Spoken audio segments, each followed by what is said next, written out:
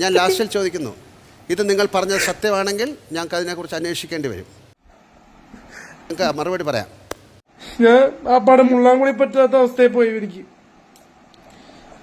ഭക്ഷണം കഴിക്കാനോ മുള്ളാനോ ഒന്നും തോന്നാത്ത അവസ്ഥയിൽ പോയി.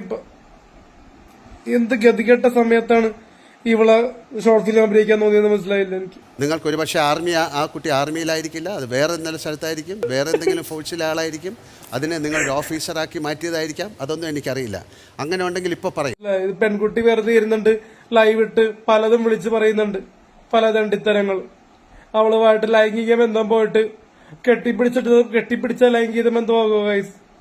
ഒരു ഉമ്മ കൊടുത്തു എന്ന് പറഞ്ഞ് ഇത് വളരെ ശ്രദ്ധിച്ച് പറയണം. ഇത് ലോകം മുഴുവനുള്ള ആൾക്കാർ കണ്ടുകൊണ്ടിരിക്കുന്ന ഒരു പ്ലാറ്റ്ഫോം. വാർത്ത വരെ വന്ന് കർമാനോസ് ഇനി മെയിൻ സ്ട്രീം ആയിട്ടുള്ള മനോരമയും അമൃത മനോരമ. ഫൈൻ.